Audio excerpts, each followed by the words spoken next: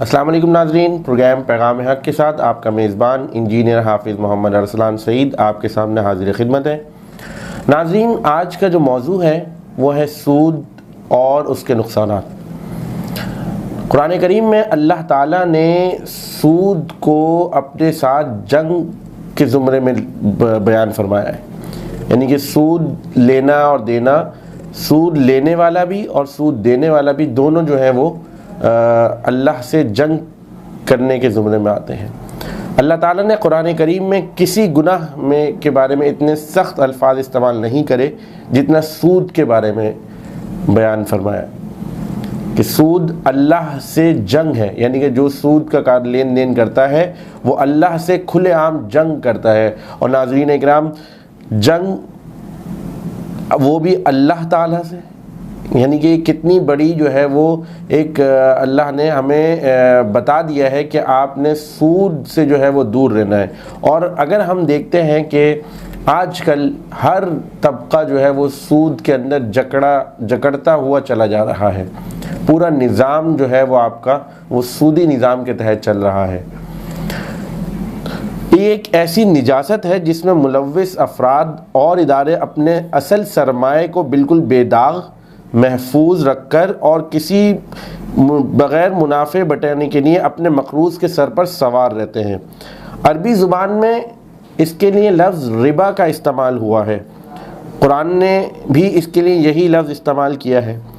عربی زبان سے واقف ہر شخص اس سے مراد وہ معین کردہ قرض ہے جو قرض دینے والا اپنے مقروض سے محض اس بنا پر وصول کرتا ہے کہ اس نے خاص مدت کے لیے اس کو یہ جو ہے وہ دیا ہے۔ قرآن کریم میں اسے پورے شدت کے ساتھ ممنوع قرار دیا گیا ہے۔ اگرچہ سود لینے ہی کو حرام ٹھہرایا ہے، لیکن اس کی حرمت کا ایک لازمی نتیجہ یہ بھی ہے کہ بغیر کسی عذر کے اس کے کھانے اور اس کے کھلانے والے، لکھنے والے اور اس کے گواہوں کو بھی تعاون علی الثم کے اصول پر یکساں مجرم قرار دیا جائے۔ سود کا تعلق صرف انہی چیزوں میں سے ہے جن کا استعمال ان کی اپنی حیثیت میں انہیں فنا کر دیتا ہے، اور اسی طرح مقروض کو انہیں دوبارہ پیدا کر کے ان کے مالک کو لوٹانے کی مشقت میں مبتلا کرتا ہے۔ اسلام میں سود کی بڑی ممانعت آئی ہے، اور قرآن کریم میں جیسا کہ میں نے بتایا کہ اللہ تعالیٰ نے اس کو اپنے ساتھ جنگ قرار دیا ہے سود کے معاملے کو۔ حجۃ الوداع کے موقع پر آپ صلی اللہ علیہ وآلہ وسلم نے سود کو اپنے قدموں تلے دفن کر دیا، اور سب سے پہلے سود کا خاتمہ آپ نے اپنے چچا حضرت عباس کا سود ختم کر کے کیا۔ اسی طریقے سے قرآن کے اندر جو ہے وہ جو آیت ہے الیوم ترجف الراجفہ تتبعها الرادفہ قلوب یومئذ واجفہ ابصارها خاشعة يقولون أئنا لمردودون في الحافرة أئذا كنا عظاما نخرة قالوا تلك إذا كرة خاسرة فإذا هم بالساهرة۔ یہ جو وہ لہجہ ہے جو قرآن کریم میں آپ کو پورے قرآن میں کہیں نہیں ملتا، اتنا سخت لہجہ استعمال کیا گیا ہے۔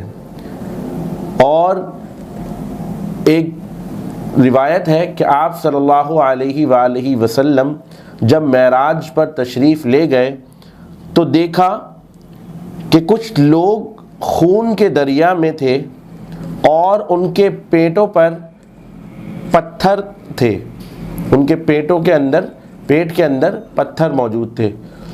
تو آپ صلی اللہ علیہ وآلہ وسلم نے دریافت کیا کہ یہ کون لوگ ہیں؟ تو حضرت جبریل نے عرض کیا کہ یا رسول اللہ صلی اللہ علیہ وآلہ وسلم، یہ وہ لوگ ہیں جو سود کا لین دین کرتے ہیں۔ تو ناظرین اکرام، ان احادیث اور ان قرآنی آیات کی روشنی میں ہمیں یہ پتہ چلتا ہے کہ سود ایک لعنت ہے، ایک ایسی نجاست ہے، ایک ایسی بیماری ہے جس کی وجہ سے ہم اپنی دنیا بھی جو ہے وہ خراب کرتے ہیں اور آخرت بھی گنوا دیتے ہیں۔ کیونکہ اگر ہم دنیاوی اعتبار سے دیکھیں تو کسی کے ساتھ جنگ کرنا کوئی اتنا آسان کام نہیں ہے۔ میں اپنی دنیا کی بات کر رہا ہوں۔ جنگ کرنے کے لیے آپ کے پاس وسائل کی بھی ضرورت پڑتی ہے، آپ کے پاس اتنے وسائل موجود ہوں کہ آپ سامنے والے سے جنگ کر سکیں. یہ تو دنیاوی معاملہ ہے. اور جب معاملہ اس رب کا ہو کہ وہ خود کہہ رہا ہے کہ مجھ سے جنگ ہے، تو کیا اللہ سے کوئی جنگ کر سکتا ہے؟ اور کیا مراحل ہوں گے اس چیز کے کہ اللہ نے کتنی بڑی وعید بتائی ہے کہ مجھ سے جنگ ہے. تو کوئی ذی شعور انسان، کوئی ذی شعور مسلمان اس سود کے لین دین سے اپنے آپ کو جو ہے وہ شامل نہیں کرے گا اور اپنے اللہ کو ناراض نہیں کر سکے گا.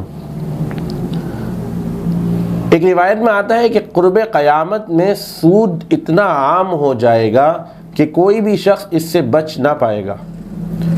اور آج کل کے موجودہ دور میں ہم دیکھتے ہیں کہ سود کی کئی قسمیں جو ہیں وہ ہمارے سامنے نظر آتی ہیں، چاہے وہ مائکرو فائنینسنگ کے طور پر ہوں، چاہے وہ تکافل کے طور پر ہوں، چاہے وہ چھوٹی موٹی کمپنیز آپ کو کئی بار دن میں جو ہے وہ کال کر کے ایک آپ کو لون اسکیم جو ہے وہ آپ کے سامنے رکھ رہی ہوتی ہیں.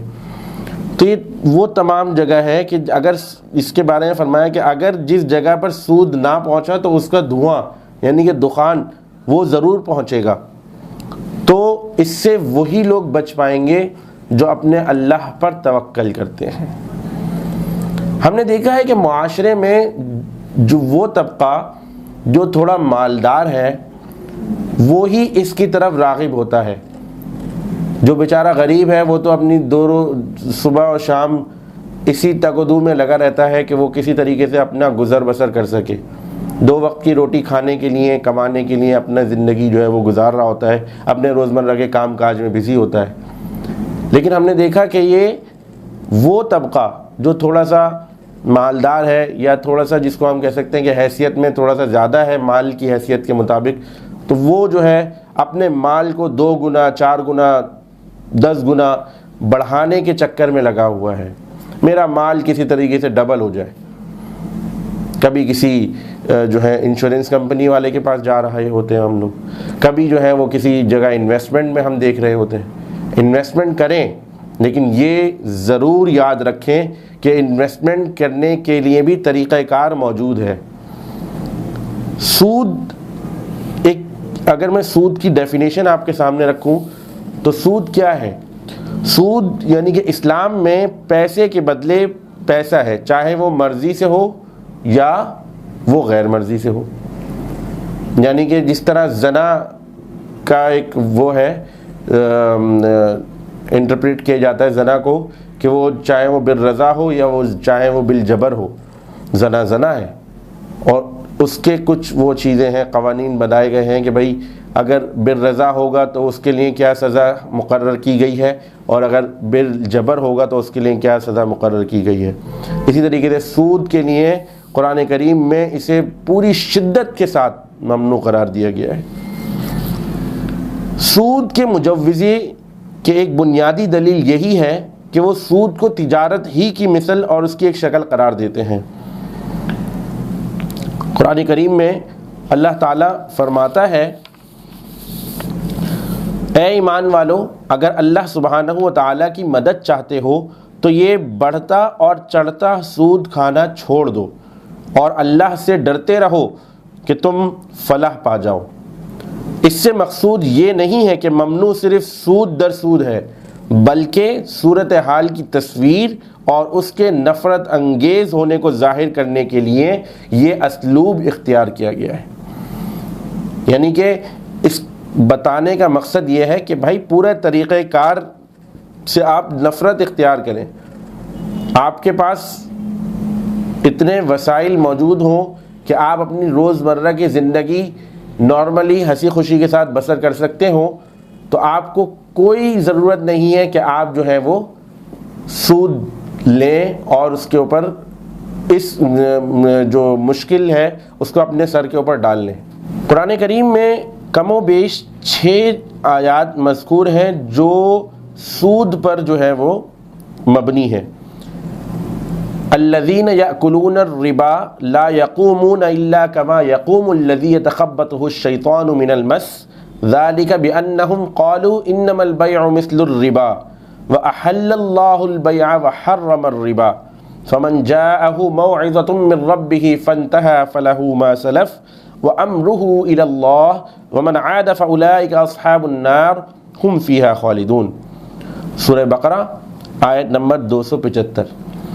جو لوگ سود کھاتے ہیں وہ قبروں سے اس طرح حواس باختہ اٹھیں گے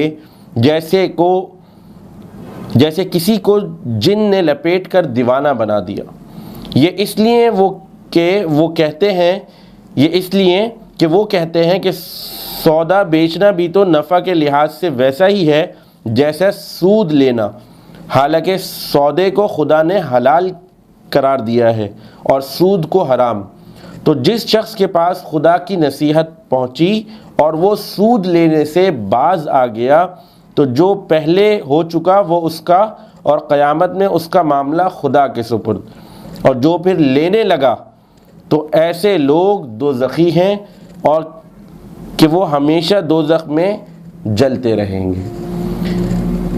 اسی طرح ایک اور جگہ سورہ بقرہ میں اللہ فرماتا ہے یا ایھا الذین آمنوا اتقوا اللہ وذروا ما بقی من الربا ان کنتم مؤمنین۔ مومنو خدا سے ڈرو اور اگر ایمان رکھتے ہو تو جتنا سود باقی رہ گیا ہے اس کو چھوڑ دو۔ سورہ بقرہ آیت نمبر 278۔ سورہ آل عمران میں اللہ تعالیٰ فرماتا ہے یا ایھا الذین آمنوا لا تأکلوا الربا اضعافا مضاعفہ واتقوا اللہ لعلکم تفلحون۔ اے ایمان والو دگنا چوگنا سود نہ کھاؤ اور خدا سے ڈرو تاکہ نجات حاصل کر سکو۔ اسی طرح سورہ نساء میں اللہ تعالیٰ فرماتا ہے وَأَخْذِهِمُ الرِّبَا وَقَدْ نُهُوا وَأَكْلِهِمْ أَمْوَالَ النَّاسِ بِالْبَاطِلِ وَأَعْتَدْنَا لِلْكَافِرِينَ مِنْهُمْ عَذَابًا أَلِيمًا۔ اور اسی سبب سے بھی کہ باوجود منع کیے جانے کے سود لیتے تھے، اور اسی سبب سے کہ لوگوں کا مال ناحق کھاتے تھے، اور ان میں سے جو کافر ہیں ان کے لیے ہم نے دردناک درد دینے والا عذاب تیار کر رکھا ہے۔ تو سامعین اکرام ہمیں سود سے بچنا چاہیے، اور ان آیات کی روشنی میں یہ سبق ملتا ہے کہ سود جیسی جو بیماری ہے یہ انسان کو کھا جاتی ہے، یعنی کہ دنیاوی طور پر بھی اور آخری یعنی کہ آخرت کے اعتبار سے بھی۔ سود لینے والا کبھی جو ہے نا سکون سے نہیں رہتا، وہ ہر وقت ایک ذہنی کشمکش کا شکار رہتا ہے۔ اس کے ذہن میں صرف یہی چل رہا ہوتا ہے کہ آج میں ان 2 پیسوں کو 4 کس طرح بناؤں، ان 4 کو 8 کس طرح بناؤں، ان 8 کو 16 کیسے کروں، 16 کو 32 کیسے کروں، اینڈ سو آن۔ جبکہ جو سود نہیں لیتا اور سود سے بچتا ہے اس کی زندگی مکمل آرام سے گزرتی ہے، ایٹ لیسٹ اس کا ضمیر تو مطمئن ہوتا ہے۔ یہ پریشانی دنیاوی طور پر ہوتی ہے لیکن آخرت میں تو اس کی نجات ہو سکتی ہے۔ تو ناظرین ہمیں اس بارے میں بہت غور و فکر کی ضرورت ہے، اور موجودہ دور میں اس طرف نشاندہی اپنے جو اہل و عیال ہیں ان کو بھی اس طرف اس کی نشاندہی کرنی ہے، اپنے دوستوں کو بھی اس سے بچانا ہے، اپنے اہل و عیال کے ساتھ ساتھ اپنے دیگر رشتہ داروں کو، اپنے دوست احباب کو، سب کو اس جیسی نجاست سے، اس سود جیسی بیماری سے اپنے آپ کو روکنا ہے اور ان لوگوں کو بھی بچانا ہے، کیونکہ ہماری اور آپ کی ذمہ داری بنتی ہے، اخلاقی فرض بنتا ہے کہ ہم اس یہ جو ہمارا سود ہے اس سے اپنے آپ کو بھی بچائیں اور اپنے اہل و عیال کو بھی بچائیں، کیونکہ یہ ایک ایسی لعنت ہے جس پہ اللہ تعالیٰ نے قرآن میں فرما دیا کہ یہ میرے ساتھ جنگ ہے، سود لینے والا مجھ سے جنگ کرتا ہے۔ تو سامعین اکرام آج میں نے آپ کے سامنے جن آیات کا ذکر کیا اس میں سود لینے والے اور سود دینے والے کے معاملات پر جو ہے وہ بہت اچھی ہم نے جو ہے وہ بات آپ کے سامنے رکھی۔ تو آئندہ بھی ہم اسی طرح کے جو ٹاپکس ہیں اس پر آپ کے ساتھ بات کریں گے۔ اپنے میزبان حافظ ارسلان سعید کو اجازت دیجیے، اپنا بہت خیال رکھیے گا۔ پروگرام کرتے وقت اگر کوئی غلطی یا سہو ہو گئی ہو تو میں اپنے رب کے حضور معافی کا طلبگار ہوں۔ السلام علیکم ورحمۃ اللہ۔